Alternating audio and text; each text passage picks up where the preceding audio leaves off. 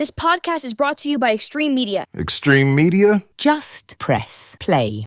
Hello everyone, it's Justin Dawson. It's Wednesday the 30th of October, and like always, there's a gap in our podcast because I've been busy, and then two podcasts are coming at once.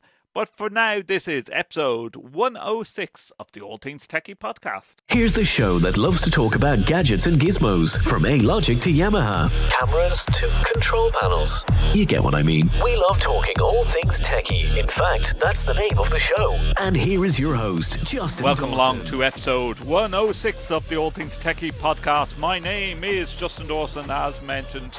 And if you'd like to get in contact with the program, you can do so by looking at the details at the bottom of the screen. My Stream Deck just froze up that time.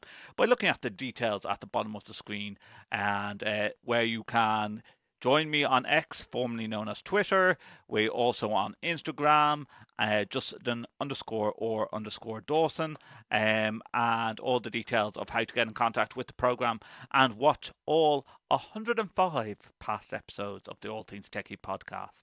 It's available on our website, www.allthingstech.ie.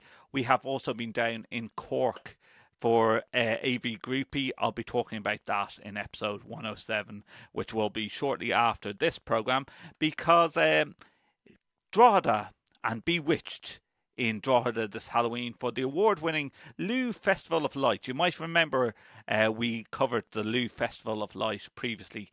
The dazzling light display is back and will illuminate the historic buildings of Drogheda town, featuring a magical mix of light, colour and sound to illustrate the myths and legends from Ireland's mythological past. An amazing display of urban animation, Lou Festival of Light Drogheda is free to attend and will run over 2 long weekends. So the one that's just been, which was the 25th to 28th of October, and the 31st of October tomorrow to the 3rd of November. I was down for Bank Holiday Monday, and I took a journey through time along the trail to discover the stories of Boyne, Cullen, Luck and many more. The illuminations focus on these magical stories that are rooted in the beautiful Boyne Valley region.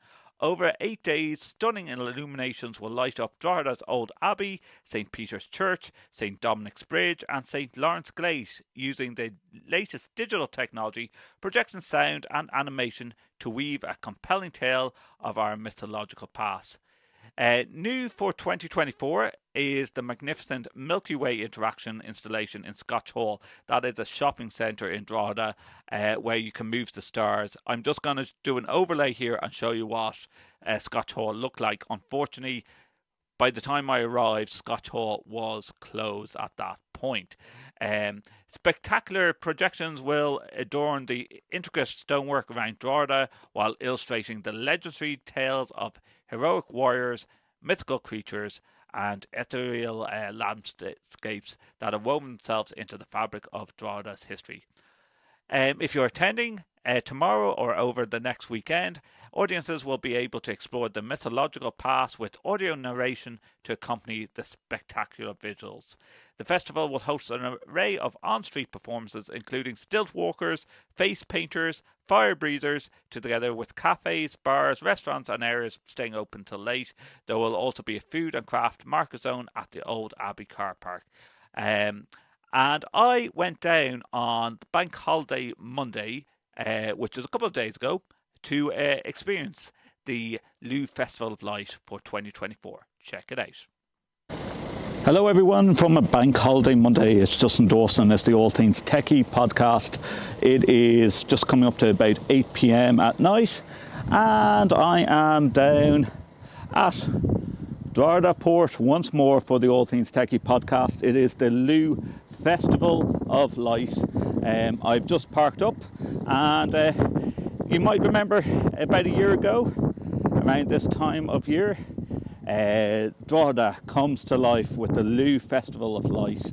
A great atmosphere. This is Bank Holiday Monday, so just about an hour ago the Lou Festival of Light did a century hour, so it is quiet around here at the moment until we get in to the main town centre, and experience. I think there's an extra one at the moment, one that's going to be in a shopping centre that unfortunately the shopping centre is closed, so we won't see that, but it was sort of a motion censored LED lights and an LED wall for the Louth Festival of Light. We won't be able to show you that, unfortunately. That's one of the new displays for this year.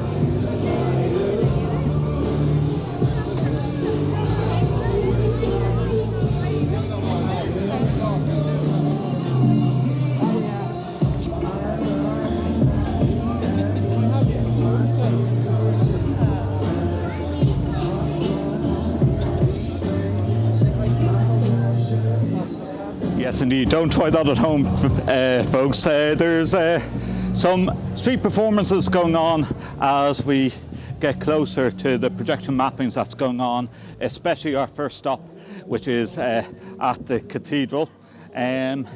Some other street performances set up, as you can see here. There's a moon there, but no one there at the moment to that. Thankfully, a nice dry night in Drogheda as we are down at St. Peter's Church here. Counting down, as you can see, with only 1 minute to go. As I mentioned, every about 10 minutes or so, the next projection goes ahead. So I'm sure there'll be a bit of a countdown. Not many people around tonight. Don't forget it's a school night. Well, no, it's midterm and bank holiday. There was a kid going up and down in the most groovy Ghostbuster scooter and everything. So I'll try and catch that in a couple of minutes.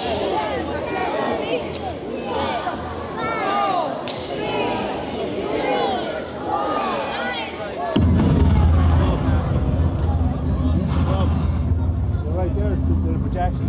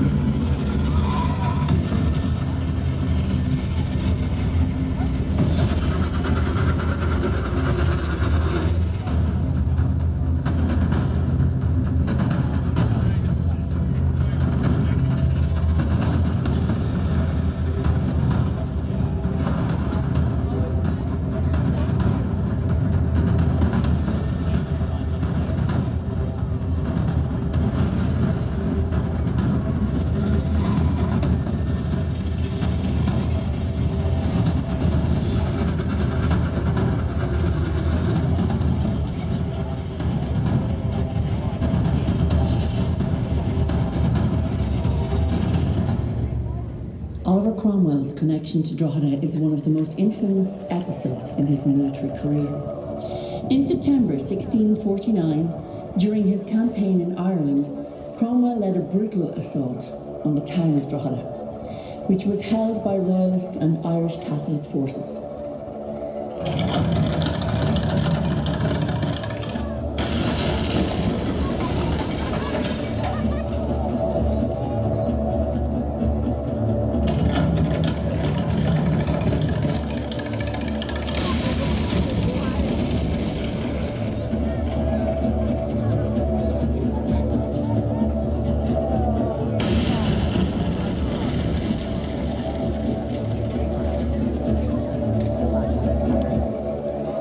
After breaching the town's defences, Cromwell's troops massacred a significant portion of the garrison and many civilians, an act he justified as necessary to subdue the rebellion and deter further resistance.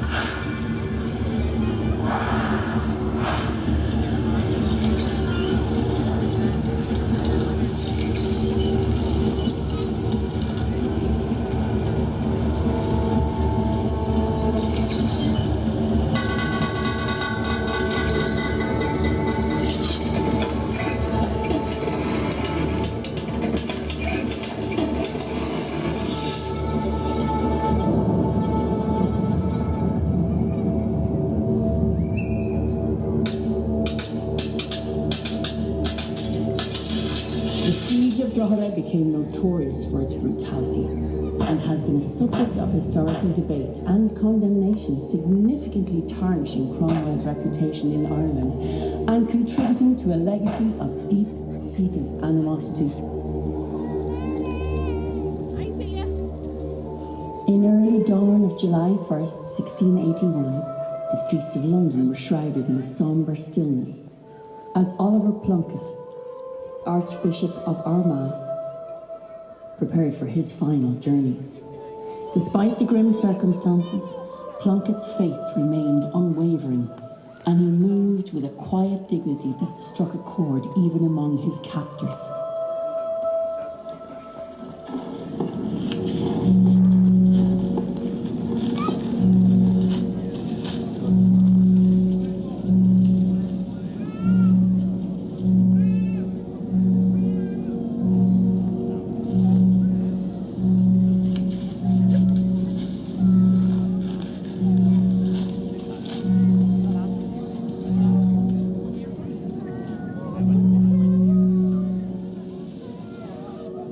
Plunkett had been falsely accused of treason, a victim of the anti-Catholic hysteria sweeping England.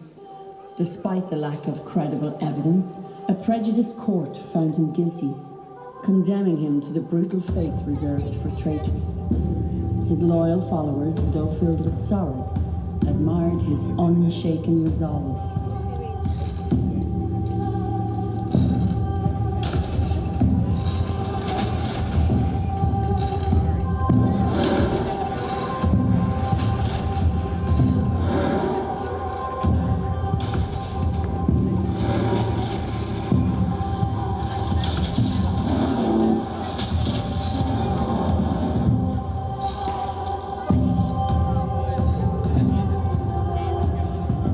As Plunkett ascended the scaffold at Tyburn, he addressed the assembled crowd with a serene and powerful voice, proclaiming his innocence and forgiving those who had wronged him. His words were a testament to his enduring faith and commitment to peace. The executioner, although hardened by his grisly profession, was visibly moved by Plunkett's composure. With a swift stroke, the blade severed Plunkett's head, bringing an end to his earthly suffering.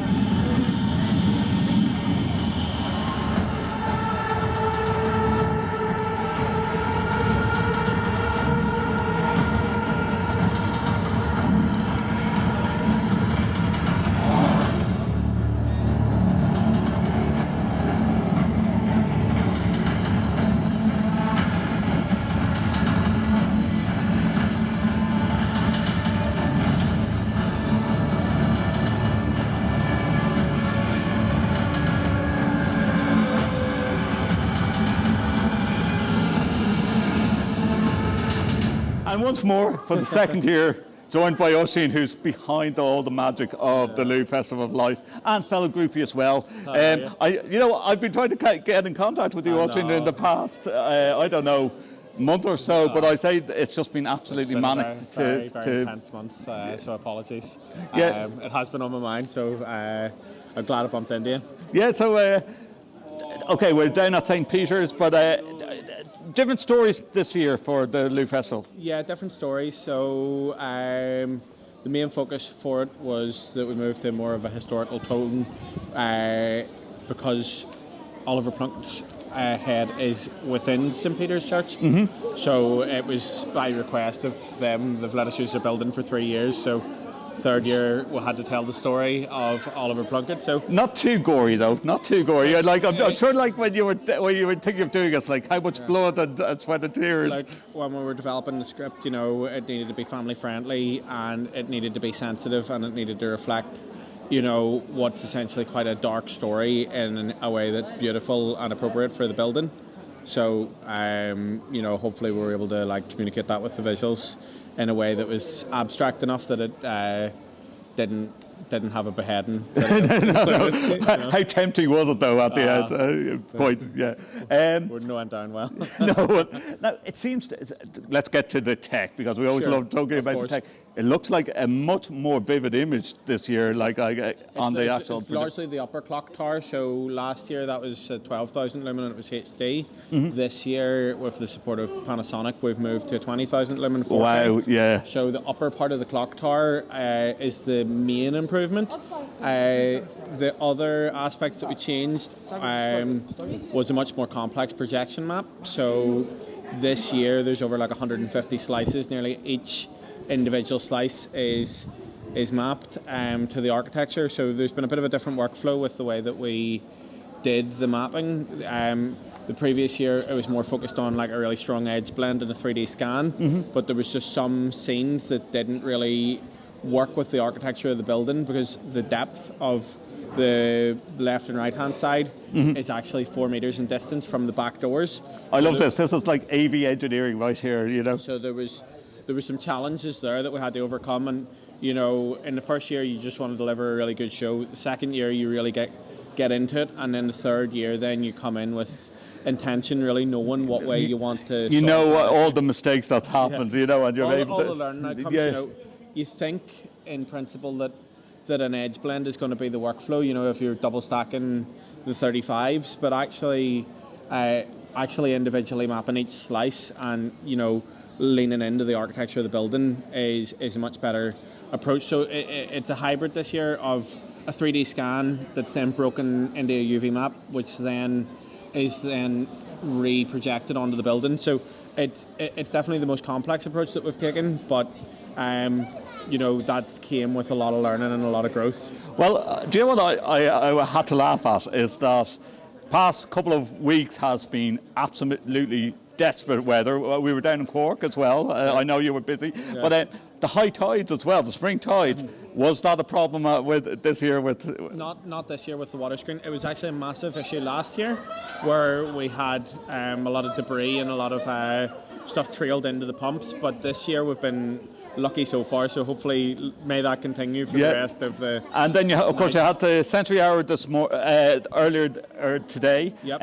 I say it was busy on Friday and Saturday for the launch. You know what? It was very busy those nights, but it was also really, really busy tonight. And then on Thursday night, on Halloween night, we have the Ask Gaeilge version as well. Oh, very good. So this will be the first year that we do Ihe Ask Gaeilge. So. And how's your Ask Gaeilge? How's your Irish? Gaeilge Lífágam. So who may go to Manskull agus Gaelskull. So. Oh, Gaelskull. So cúpla focal Ask Gaeilge still, because my daughter, who is gone into primary school, junior infants, and when you haven't done Irish for over 20 years, then you just realise I don't remember half the Irish. Well, one of the interesting things for me, because I speak Ulster Irish, is obviously it's a different dialect for the stories here. So I had to be the translator for the scripts, and there's ways that even they would pronounce it Doondagan for Dundalk. Dundalk, you know. yeah. So there's little details that you notice when you are producing, a number of stories that are rooted in the history and culture of the area. And I noticed we have 10 seconds left before this starts all over again. So Oisín, thank you for joining us on All Things. Yes, great to catch up with Oisín again, who is the man behind all the magic. He's still walking up the street here, talking to people congratulating him for just such a great projection show across these scenes. There's street performers going on still on stilts here behind me as I walk up to the next station. Can you see behind me?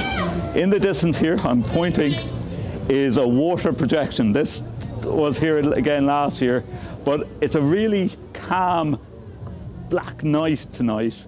So this is going to look awesome on the water. Okay, something weird happened there. We're waiting for 1 minute and we went back to 10 minutes. So hopefully in the next 30 seconds or so, you'll see an explosion of water here behind me and some projection. Otherwise, that was a bit of a mistake.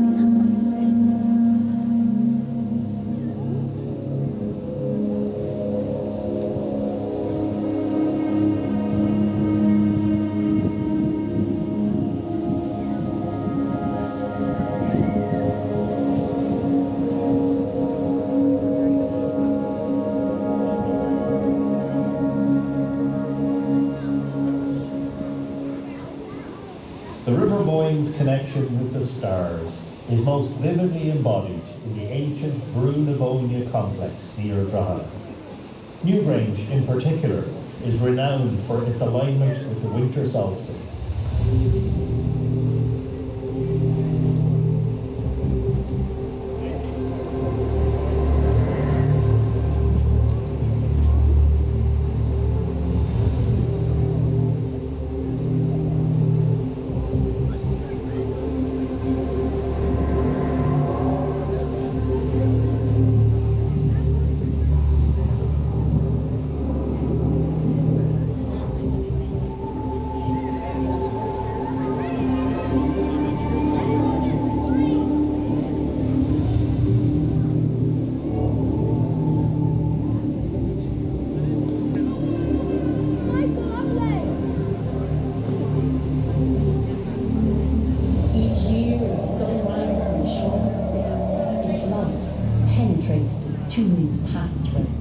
Illuminating the inner chamber in a breathtaking display.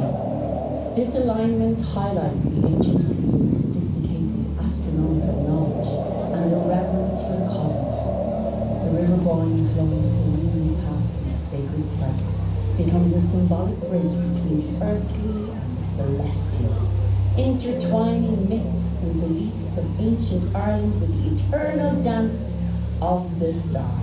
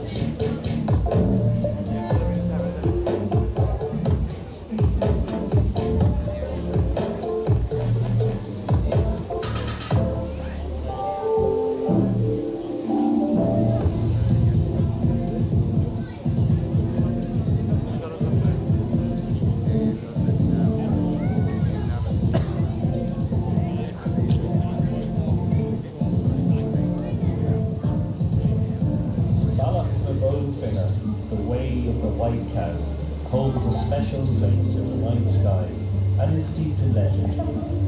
According to ancient tales, this bright river of stars in the night sky represents the goddess Boyne, who became Boyne.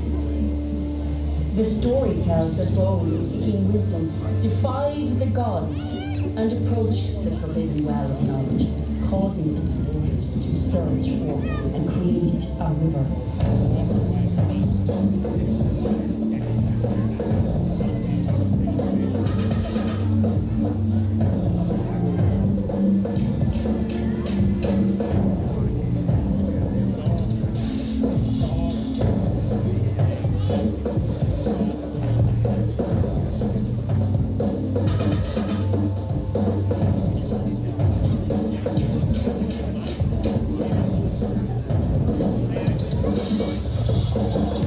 As she was swept away, Boyne was immortalized in the heavens as the of the White Cow, a tribute to her bravery and quest for enlightenment. The Milky Way serves as a reminder to her enduring spirit, connecting the myths of Ireland to the vast expanse of the cosmos, where the stars tell tales of gods, heroes, and the timeless pursuit of wisdom.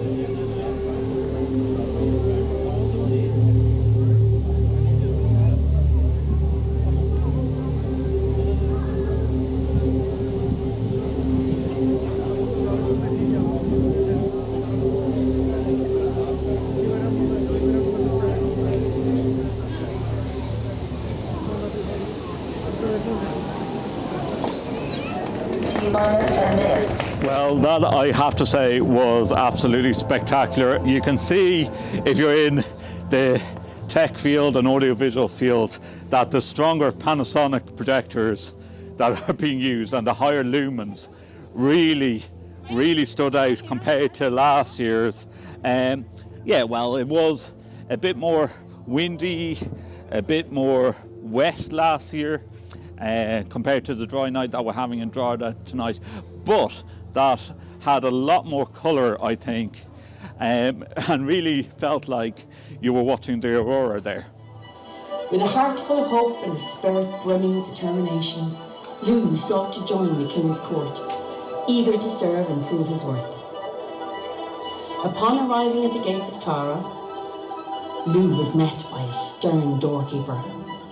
Who seeks entry to the court of King Nuada? The doorkeeper demanded. I am Lou, the young man replied confidently. I come to offer my services to the king. With unwavering resolve, Lou declared, I am a wright, skilled in crafting of wood and stone.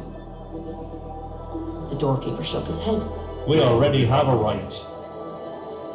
Then I am a smith, master of forging metals, Lou continued. Alas, we have a smith. The doorkeeper responded.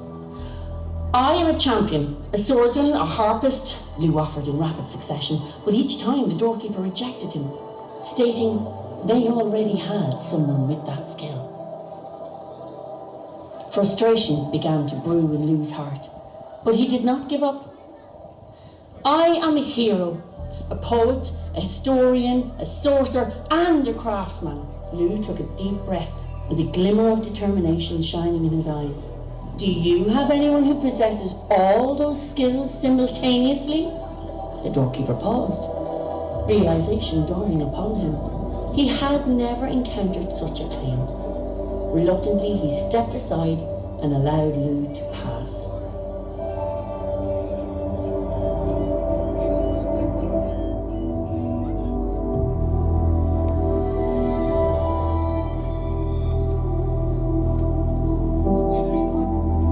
Lou entered the grand hall of Tara and was brought before King Nuada. What is your name, young man? The king asked, intrigued by this bold newcomer. I am Lou, he replied, and I offer all my skills to you, O king. Nuada, impressed by Lou's confidence, gave up his seat at the head of the table at the banqueting hall of Tara and allowed Lou to sit there for the space of 13 days.